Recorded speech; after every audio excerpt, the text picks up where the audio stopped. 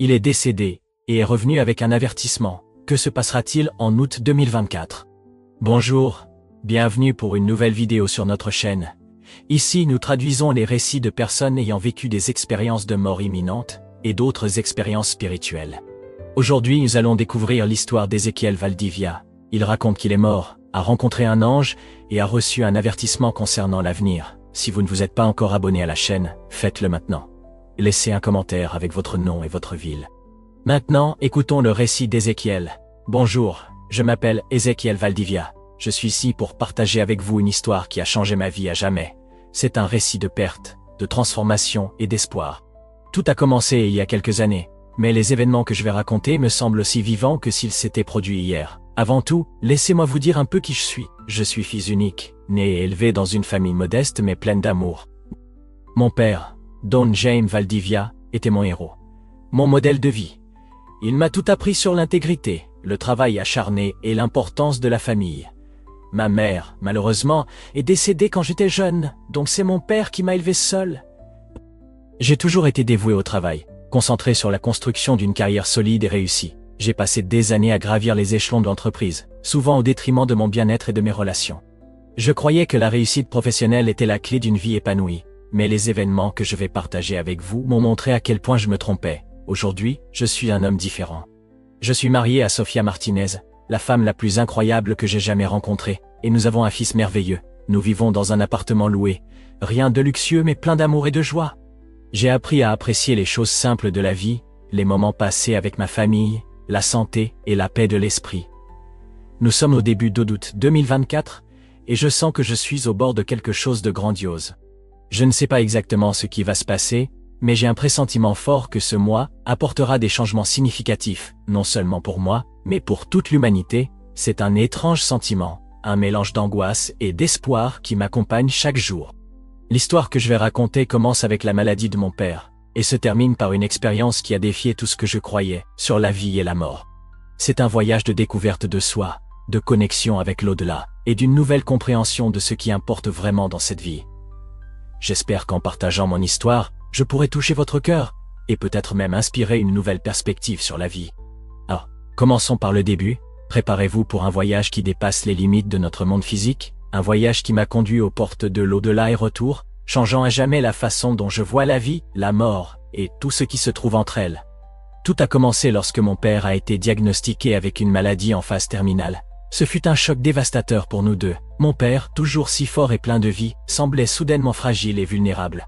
Voir cet homme que j'avais toujours considéré comme invincible dépérir jour après jour à l'hôpital a été l'une des expériences les plus douloureuses de ma vie. Je rendais visite à mon père presque tous les jours.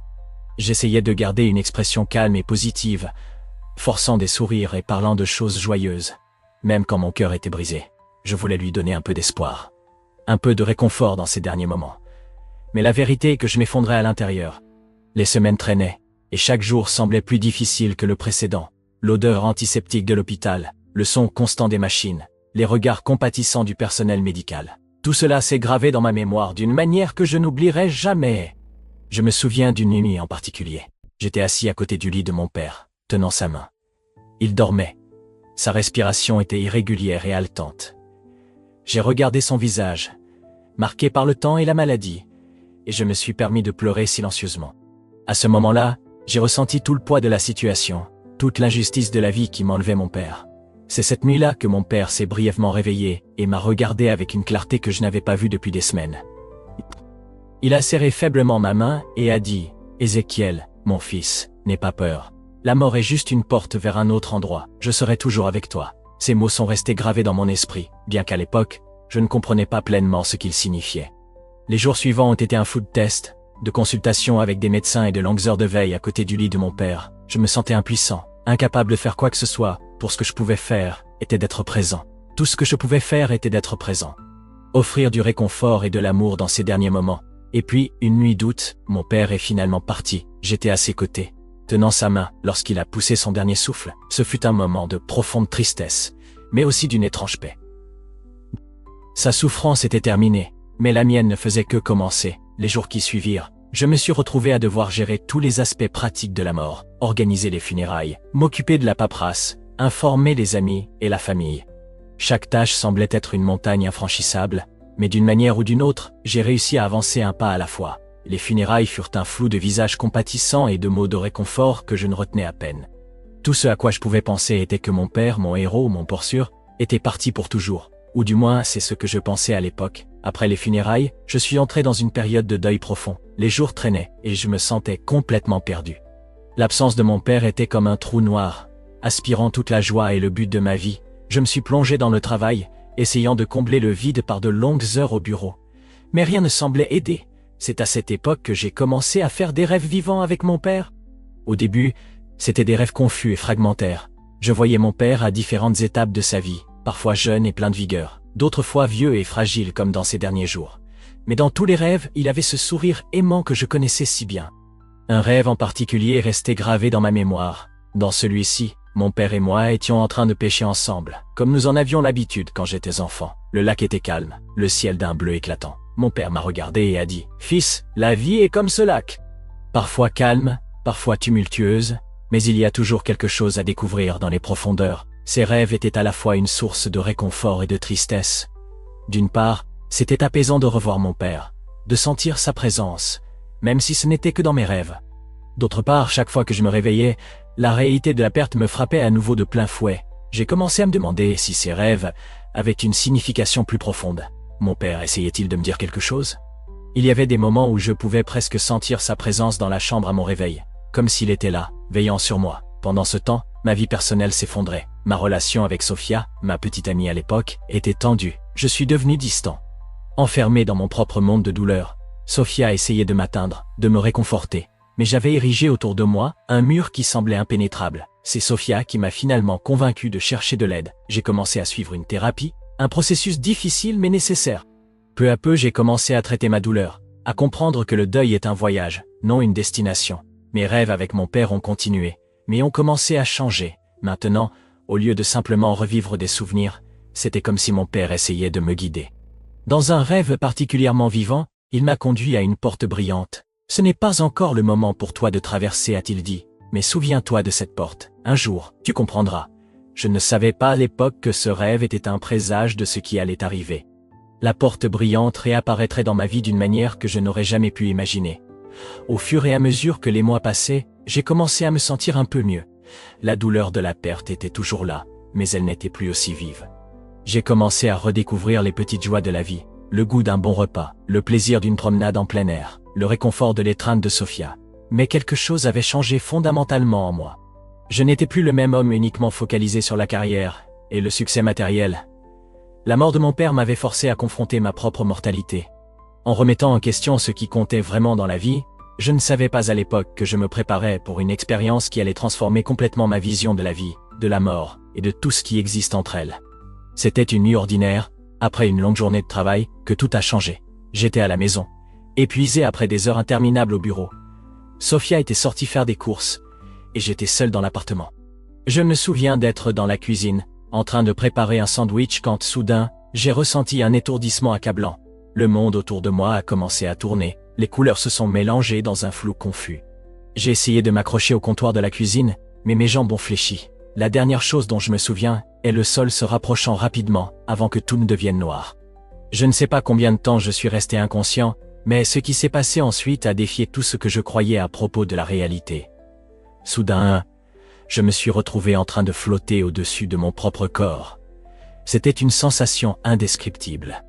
Je me sentais léger, libre de toute douleur ou inconfort. J'ai regardé en bas et j'ai vu mon corps étendu au sol de la cuisine, immobile. Au début, j'étais paniqué, je pensais que j'étais mort. J'ai essayé de crier, de demander de l'aide, mais aucun son ne sortait de ma bouche.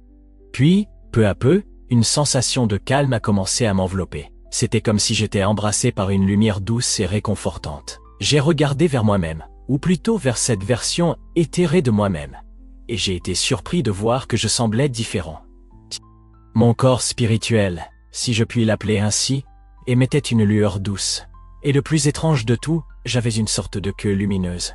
C'était comme si j'étais un comète humain, flottant dans l'espace de ma propre maison. Mu par une curiosité qui surpassait la peur, j'ai décidé d'explorer. J'ai découvert que je pouvais me déplacer seulement par la pensée. J'ai flotté à travers les murs de l'appartement comme si elle n'existait pas. C'était une sensation incroyable de liberté. Je suis sorti du bâtiment et je me suis vu planer au-dessus de la ville. Les lumières de la nuit brillaient en dessous de moi, mais il y avait quelque chose de différent. Je pouvais voir des auras autour des personnes dans la rue, des couleurs vibrantes qui semblaient refléter leur état émotionnel. C'était comme si je pouvais sentir l'énergie de la ville elle-même pulsant autour de moi. En flottant, j'ai commencé à remarquer d'autres entités autour de moi. Certaines semblaient perdues, confuses, errant sans but. D'autres irradiaient de paix et de sérénité. J'ai réalisé que je voyais des âmes. Certaines nouvellement décédées, d'autres qui semblaient être là depuis longtemps. Une de ces âmes en particulier a attiré mon attention. C'était une femme âgée, avec une expression de profonde tristesse sur le visage. J'ai ressenti une immense compassion pour elle, et sans savoir exactement comment, je me suis communiqué avec elle. Ce n'étaient pas des mots parlés, mais une sorte de transmission de pensées et d'émotions. J'ai compris qu'elle était morte récemment et était confuse, incapable d'accepter sa transition, guidée par un instinct que je ne pouvais pas expliquer. Je l'ai aidée à trouver le chemin, j'ai vu une lumière brillante apparaître, et la femme a souri avec gratitude avant de disparaître en elle. Cette expérience m'a laissé émerveillé, j'étais en train de témoigner et de participer à quelque chose qui allait au-delà de toute compréhension humaine normale. C'était comme si un voile avait été levé, révélant un monde de possibilités et de connexions que je ne savais pas exister. Mais ce n'était que le début. Ce qui allait suivre allait complètement changer ma compréhension sur la vie, la mort et le but de notre existence. Tandis que je flottais à travers ce qui ressemblait à un plan spirituel, quelque chose à l'horizon a attiré mon attention. C'était une lumière brillante, plus intense que tout ce que j'avais jamais vu. Mu par une curiosité irrésistible, je me suis dirigé vers cette lumière. À mesure que je me rapprochais, j'ai commencé à distinguer des formes à l'intérieur de cette lumière. Peu à peu, une ville entière s'est révélée devant mes yeux, mais ce n'était pas une ville ordinaire. C'était quelque chose au-delà de mon imagination la plus folle. Les bâtiments étaient faits d'un matériau qui ressemblait à du cristal, mais qui émettait sa propre douce lueur. Les couleurs étaient vibrantes, plus vives que tout ce que j'ai jamais vu sur Terre. Il y avait des teintes que je ne savais même pas exister, des couleurs qui semblaient chanter et danser devant mes yeux. Les rues n'étaient pas faites d'asphalte, mais de quelque chose qui ressemblait à de l'or liquide, coulant et se mouvant sous les pieds des âmes qui y marchaient. Et oui, il y avait des âmes, innombrables, toutes rayonnantes et heureuses. Le plus impressionnant était l'atmosphère du lieu. C'était comme si l'air lui-même était imprégné de paix et d'amour. Il n'y avait pas de peur, pas de tristesse ou de préoccupation, juste une sensation profonde de bien-être et d'harmonie. J'ai flotté à travers les rues de cette ville céleste, émerveillé par chaque détail. Il y avait des jardins d'une beauté indescriptible, avec des fleurs qui semblaient faites de lumière pure. Des fontaines jaillissaient de l'eau cristalline, qui émettait une douce musique en retombant. Le ciel au-dessus était d'un bleu profond et éthéré, parsemé d'étoiles qui semblaient à portée de main. Les âmes qui habitaient cette ville étaient tout aussi fascinantes. Elles ne marchaient pas, mais semblaient flotter gracieusement. Leurs formes étaient semblables à celles humaines, mais translucides et lumineuses. Chacune émettait une aura unique, une signature de couleur qui semblait raconter son histoire. En passant près d'elles, j'ai réalisé que je pouvais sentir leurs émotions et pensées. C'était un moyen de communication qui dépassait les mots, un échange direct d'idées et de sentiments. J'ai ressenti une connexion profonde avec chaque âme que j'ai rencontrée, comme si nous faisions tous partie d'une grande famille cosmique. À un moment donné, j'ai rencontré ce qui semblait être un grand amphithéâtre. Des âmes y étaient rassemblées, absorbant ce que je ne peux décrire que comme de la connaissance pure. Il n'y avait pas d'orateur visible, mais l'information semblait couler directement dans l'esprit des âmes présentes. C'était comme si tout le savoir de l'univers était disponible pour tous ceux qui désiraient apprendre. J'ai continué mon exploration et suis arrivé à un endroit qui semblait être une sorte de centre de guérison. Les âmes nouvellement arrivées étaient accueillies avec amour et compassion, enveloppées d'une lumière réconfortante qui semblait guérir les blessures émotionnelles et spirituelles. Je ne pourrais dire combien de temps j'ai passé à explorer cette ville céleste. Cela pouvait être quelques minutes ou des siècles. La notion de temps telle que nous la connaissons ne s'appliquait simplement pas là. Tout au long de cette expérience, j'ai ressenti une paix profonde et une sensation d'appartenance que je n'avais jamais ressentie auparavant. C'était comme si j'étais enfin rentré chez moi après un long voyage. Une partie de moi voulait rester là pour toujours, absorbant cette beauté et harmonie infinie, mais quelque chose en moi savait que mon voyage n'était pas terminé. Il y avait plus à voir, plus à apprendre, et c'est alors que j'ai remarqué une figure s'approchant de moi. Un être de lumière qui semblait avoir un but spécifique pour moi. Cette figure me guida loin de la ville, en direction d'une nouvelle destination. Je ne savais pas ce qui m'attendait, mais je sentais que j'étais sur le point de recevoir des révélations encore plus profondes sur la nature de l'existence. Tandis que nous nous éloignions de la ville céleste, j'ai jeté un dernier regard sur ce lieu de beauté indescriptible. Je savais que le souvenir de cet endroit resterait gravé dans mon âme pour toujours. Un aperçu de ce qui pourrait nous attendre au-delà de cette vie terrestre. Tandis que je m'éloignais de la ville céleste, guidé par l'être de lumière, le décor autour de moi commença à changer. La lumière brillante s'atténua progressivement, laissant place à un environnement plus serein et contemplatif. Je me retrouvais dans un magnifique jardin, avec des fleurs de couleur douce et une herbe moelleuse qui semblait faite de soie verte. Au centre de ce jardin, assis sur un banc de pierre blanche, se trouvait un vieil homme. Il avait une apparence sereine, avec des cheveux blancs et un visage marqué par le temps, mais ses yeux brillaient d'une sagesse ancestrale. L'être de lumière qui me guidait me laissa là, et disparut silencieusement. Je m'approchai du vieil homme, ressentant un mélange de curiosité et de révérence. Il me sourit, un sourire plein de bonté et de compréhension. « Bienvenue, Ézéchiel. Bienvenue, Ézéchiel, » dit-il, sa voix douce comme une brise d'été. Je t'attendais. J'étais surpris qu'il connaisse mon nom, mais d'une façon ou d'une autre cela semblait naturel en ce lieu. « Qui êtes-vous » demandai-je, m'asseyant à ses côtés sur le banc. « Je suis quelqu'un qui, comme toi, a déjà fait le voyage de la vie terrestre, » répondit-il. « J'ai connu des joies et des peines, j'ai aimé et perdu, et j'ai finalement trouvé mon chemin jusqu'ici. Maintenant, je suis ici pour aider des âmes comme la tienne à mieux comprendre leur voyage. » Le vieil homme me raconta qu'en vivant, il avait été un homme ordinaire.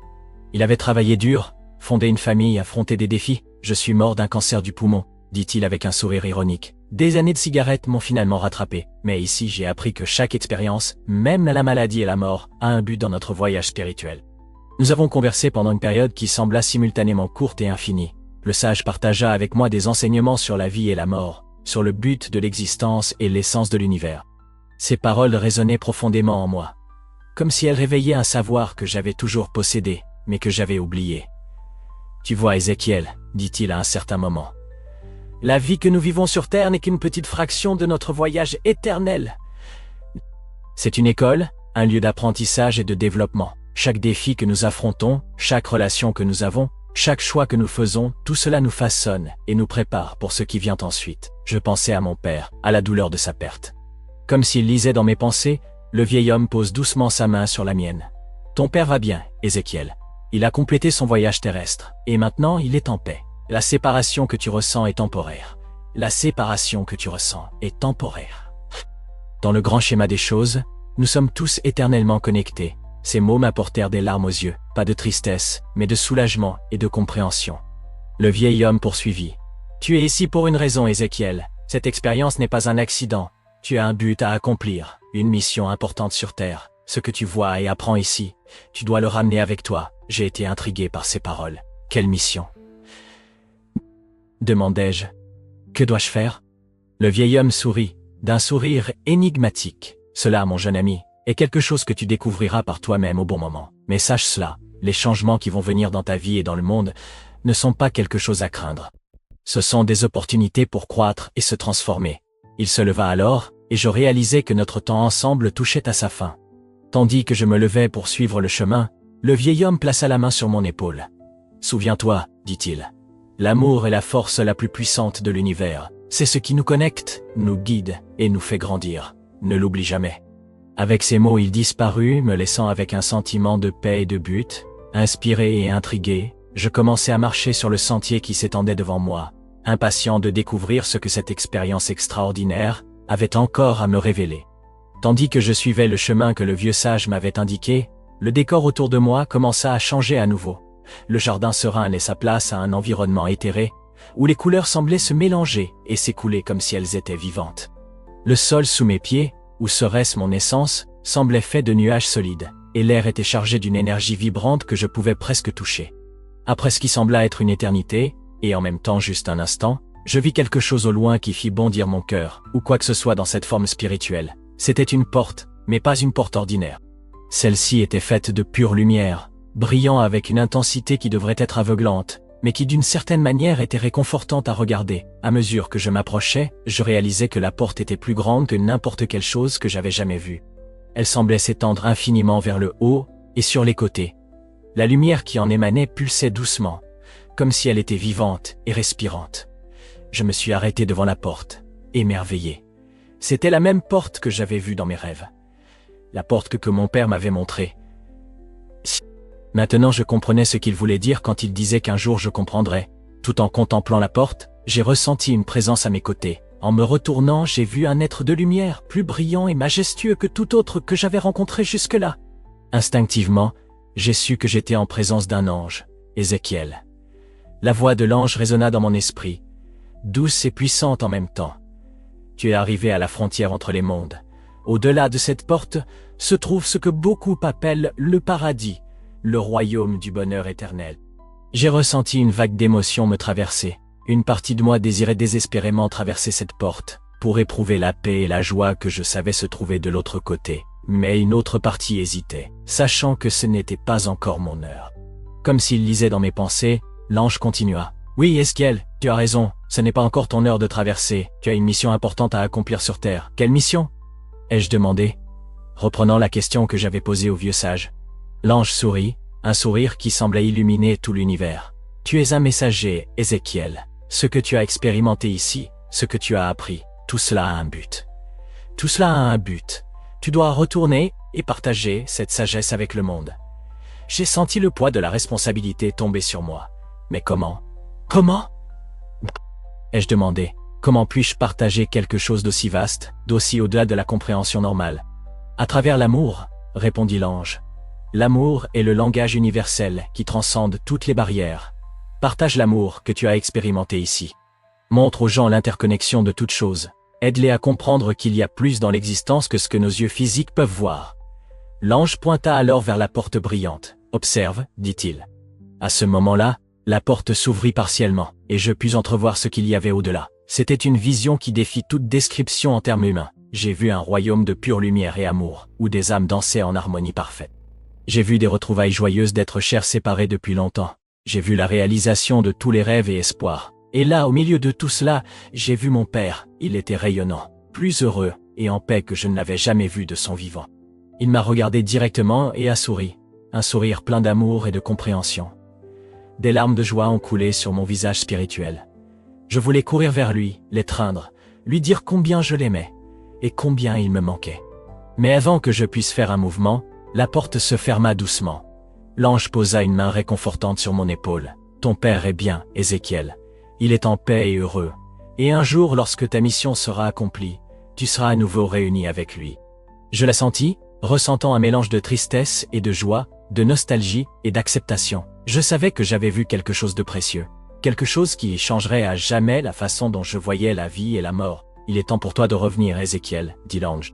Souviens-toi de tout ce que tu as vu et ressenti ici. Utilise cette connaissance pour apporter plus de lumière et d'amour au monde. Avec ces mots, je sentis une force douce me tirer en arrière. La dernière chose que je vis fut le sourire radieux de l'ange avant que tout ne disparaisse dans un éclat de lumière. Le retour à la conscience fut comme émerger d'un rêve profond. J'ai ouvert les yeux lentement, clignant contre la lumière du jour qui entrait par la fenêtre de la cuisine. J'étais allongé au sol exactement là où j'étais tombé. Mon corps était douloureux, mais la douleur était insignifiante par rapport à l'expérience transcendantale que je venais de vivre. Je me suis assis lentement, regardant autour de la cuisine familière, avec de nouveaux yeux. Tout semblait à la fois pareil et complètement différent. Les couleurs semblaient plus vives, les sons plus nets. Je pouvais sentir l'énergie pulser dans chaque objet, chaque molécule d'air. Sophia me trouva ainsi, assis sur le sol de la cuisine, avec un regard lointain. Elle entra en courant, le visage pâle d'inquiétude. « Ézéchiel, que s'est-il passé? Es-tu bien ?» Je lui ai souri, ressentant une vague d'amour si intense qu'elle a failli me renverser à nouveau. « Tout va bien, Sophia. » J'ai dit doucement, « Plus que bien. J'ai vu des choses. J'ai expérimenté des choses que tu ne croirais pas. » Sophia m'aida à me lever et m'accompagna jusqu'au canapé. Elle s'assit à mes côtés tenant mes mains, ses yeux pleins d'inquiétude et de curiosité. « Que veux-tu dire? Que s'est-il passé ?» J'ai respiré profondément, essayant de trouver des mots pour décrire l'indescriptible. J'ai vécu une expérience de mort imminente, Sophia. J'ai vu l'autre côté. J'ai vu des choses qui ont complètement changé ma compréhension de la vie, de la mort et de tout ce qui se trouve entre elles. Dans les jours et les semaines qui suivirent, j'ai essayé de traiter tout ce qui s'était passé. J'ai raconté à Sophia mon voyage, la ville céleste, le vieux sage, la porte brillante. J'ai parlé de l'amour et de la paix que j'ai ressenti et de l'interconnexion de toutes les choses. Au début, je sais qu'elle a eu du mal à y croire, qu'il ne l'aurait pas. Mais à mesure que les jours passaient, elle commença à voir les changements en moi. Ma vision de la vie a subi une transformation profonde. Les choses qui semblaient autrefois essentielles, comme l'argent, le statut et le succès professionnel, semblaient maintenant insignifiantes comparées à ce que j'avais vécu. J'ai commencé à accorder plus de valeur aux relations humaines, à l'amour et à la compassion. J'ai commencé à méditer fréquemment, cherchant à revivre cette sensation de paix et d'unité que j'avais ressentie de l'autre côté. Lors de certaines méditations, je réussissais brièvement à entrevoir ce royaume spirituel, comme si une fenêtre s'ouvrait sur l'au-delà. Ma relation avec Sophia prospéra d'une manière que je n'aurais jamais imaginé possible. L'amour que j'avais ressenti dans le plan spirituel m'enseigna à aimer de manière plus profonde et inconditionnelle. J'ai partagé avec elle tout ce que j'avais appris sur le pouvoir de l'amour et l'interconnexion de toutes les âmes. Au travail, mes collègues ont remarqué le changement. J'étais plus patient et plus compatissant. Je voyais chaque personne comme une âme en quête, chacune avec ses propres défis et leçons. Cela a fait de moi un meilleur leader et un collègue plus compréhensif, mais la transformation la plus significative fut interne. Je portais une certitude inébranlable que la mort n'est pas la fin, mais simplement une transition. Cela n'a pas seulement éliminé ma peur de la mort, mais m'a aussi donné une nouvelle appréciation pour la vie. Chaque moment devint précieux, une chance de grandir, d'aimer et de faire la différence. Je me suis souvenu des paroles de l'ange à propos de ma mission. J'ai commencé à chercher des moyens de partager ce que j'avais appris, non pas de manière prêcheuse ou dogmatique, mais à travers des actions et des exemples. J'ai commencé un travail bénévole dans un hospice local, réconfortant ceux qui étaient proches de la mort et leurs familles. J'ai partagé avec eux la paix et l'amour que j'avais expérimenté, les aidant à voir la mort non pas comme une fin terrible, mais comme une belle transition. J'ai aussi commencé à écrire sur mon expérience. Au début, ce n'était que des notes personnelles, une tentative de comprendre ce qui s'était passé. Mais j'ai vite réalisé que ces mots pouvaient aider d'autres personnes. J'ai commencé à partager mon histoire sur des blogs et des groupes de soutien en ligne, pour les personnes qui avaient vécu des expériences similaires. La réponse fut surprenante. J'ai reçu des messages de personnes du monde entier qui se sentaient touchées et inspirées par mon histoire. Certains ont partagé leurs propres expériences de mort imminente. D'autres ont raconté comment mes paroles les avaient aidés à faire face au deuil ou à la peur de la mort. Pendant ce temps, mes rêves sont restés vifs et significatifs. Parfois, je rêvais de mon père, du vieux sage ou de l'ange. Ces rêves portaient toujours des messages de guidance et de réconfort. Au fur et à mesure que les mois passèrent, je sentis que je remplissais la mission qui m'avait été attribuée. J'aidais les gens à voir au-delà du voile de la réalité physique, à comprendre que nous faisons tous partie de quelque chose de bien plus grand. Je répandais l'amour et la compréhension, un cœur à la fois. Et pourtant je savais qu'il restait encore plus à venir. Les paroles de l'ange à propos d'août 2024 résonnaient dans mon esprit. Je ne savais pas exactement à quoi m'attendre, mais j'étais prêt pour tout ce que l'univers avait en réserve pour moi. À l'approche d'août 2024, j'ai commencé à ressentir une sensation croissante d'anticipation. Les paroles de l'ange au sujet de ce mois spécifique résonnaient constamment dans mon esprit. Je ne savais pas exactement à quoi m'attendre, mais j'avais la conviction que quelque chose de significatif était sur le point de se produire. J'ai décidé de me préparer du mieux que je pouvais. J'ai intensifié mes pratiques spirituelles, méditation, prière, études de textes sacrés de diverses traditions. Je sentais que je devais être aussi concentré et aligné que possible pour ce qui était à venir. Sophia, qui était devenue non seulement ma partenaire de vie, mais aussi dans ce voyage spirituel, me soutenait à chaque étape. Ensemble, nous avons créé un espace sacré dans notre maison, une petite pièce dédiée à la réflexion et à la connexion spirituelle. Là, nous avons passé des heures à discuter de ce qui pourrait se passer, partageant nos espoirs et nos craintes. Notre fils encore jeune semblait sentir que quelque chose était dans l'air. Parfois, je le surprenais en train de regarder le ciel, avec une expression de curiosité et d'attente qui allait au-delà de ces quelques années. Cela me faisait me demander si les enfants, dans leur innocence, n'étaient pas plus en harmonie avec les énergies subtiles de l'univers. Au travail, j'ai commencé à organiser les choses de manière à avoir plus de flexibilité en août. Je ne savais pas si j'aurais besoin de temps libre, mais je voulais être préparé. J'ai expliqué la situation à mes supérieurs du mieux que j'ai pu, sans entrer dans les détails sur mon expérience de mort imminente. À ma surprise, ils se sont montrés compréhensifs et ont accordé la flexibilité dont j'avais besoin. À mesure que la date approchait, j'ai commencé à remarquer de petits changements autour de moi. L'air semblait plus chargé d'énergie, les couleurs paraissaient plus vives. Parfois, j'avais l'impression de voir des éclairs de lumière du coin de l'œil, comme si le voile entre les mondes devenait plus mince. Mes rêves sont devenus plus intenses et plus fréquents. Souvent, je me réveillais avec la sensation d'avoir reçu des messages importants. Bien que je ne pouvais toujours pas me souvenir des détails, dans un rêve particulièrement vivant, j'ai vu à nouveau l'ange. Il ne dit rien. Il se contenta de sourire et de pointer un calendrier montrant le mois d'août. J'ai commencé à ressentir une urgence de partager plus largement mon histoire et les leçons que j'avais apprises. J'ai accepté des invitations pour parler à des groupes d'études spirituelles, et même dans quelques églises locales, mettant toujours l'accent sur le message d'amour universel et d'interconnexion que j'avais rapporté de mon expérience. Alors que les gens entendaient mon histoire, beaucoup ont commencé à partager leurs propres expériences mystiques ou spirituelles. J'ai réalisé qu'il y avait bien plus de personnes que je ne le pensais qui avaient eu des aperçus de l'au-delà, ou qui sentaient que quelque chose de significatif était sur le point de se produire. Fin juillet, j'ai fait un autre rêve puissant. Dans celui-ci, j'ai vu la Terre vue de l'espace. Elle était enveloppée d'une lumière dorée qui pulsait doucement. Soudain, la lumière s'intensifia, comme si la planète entière était en train de se réveiller. Je me suis réveillé avec un sentiment d'urgence et d'expectative. Dans les derniers jours avant août, Sophia et moi avons décidé de faire une petite cérémonie dans notre espace sacré. Nous avons allumé des bougies, brûlé de la sauge pour purifier l'énergie et méditer ensemble. Nous avons demandé guidance et protection pour ce qui était à venir. La nuit du 31 juillet, alors que je me préparais à dormir, j'ai regardé par la fenêtre le ciel étoilé. Une étoile filante traversa le ciel, laissant une traînée lumineuse. J'ai souri, sentant que c'était un signe, une confirmation que nous étions sur la bonne voie. Je me suis couché à côté de Sophia, mon cœur plein d'amour et de gratitude. Je ne savais pas ce coup t'apporterait, mais j'étais prêt. Je savais qu'indépendamment de ce qui arriverait, nous avions l'un l'autre, et nous avions la certitude que nous étions partis de quelque chose de bien plus grand que nous-mêmes. Tandis que je m'endormais, je ressentais une paix profonde m'envelopper. Le lendemain apporterait le début d'août, et avec lui, le début de quelque chose de nouveau et de transformateur. J'étais prêt à embrasser tout ce que l'univers avait en réserve pour nous. Nous y sommes, au début d'août 2024. Le mois que l'ange a mentionné est enfin arrivé. Et la sensation d'anticipation est presque palpable. Chaque matin, je me réveille avec un mélange d'excitation et d'appréhension, me demandant si ce sera le jour où quelque chose d'extraordinaire se produira. Le monde autour de moi semble être dans un état d'attente contenue.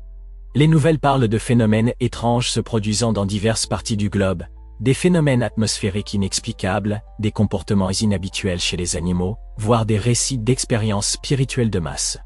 C'est comme si la planète entière retenait son souffle, attendant quelque chose de monumental. Chez nous, Sophia et moi, essayons de maintenir une routine normale pour le bien de notre fils, mais il est difficile d'ignorer l'énergie électrique dans l'air. Parfois, je surprends Sophia regardant par la fenêtre avec une expression lointaine, comme si elle essayait de capter un signal invisible. Notre fils a raconté des rêves vifs avec des lumières brillantes et des êtres bienveillants. Ses dessins sont remplis de spirales colorées et de formes qui rappellent celles que j'ai vues lors de mon expérience de mort imminente. Au travail, je remarque que les gens sont plus introspectifs, plus enclins à des conversations profondes sur le sens de la vie. C'est comme si tout le monde ressentait, même inconsciemment, que nous sommes à l'aube d'un grand changement. Mes propres rêves et méditations sont devenus plus intenses. Parfois j'ai des flashs de vision, des images d'une terre transformée, de gens se réveillant à une nouvelle réalité. Je ne sais pas exactement ce qu'ils signifient, mais je sens qu'ils sont des aperçus de ce qui vient. Une nuit, j'ai fait un rêve particulièrement vif. J'ai vu la porte brillante que l'ange m'a montrée lors de mon expérience de mort imminente.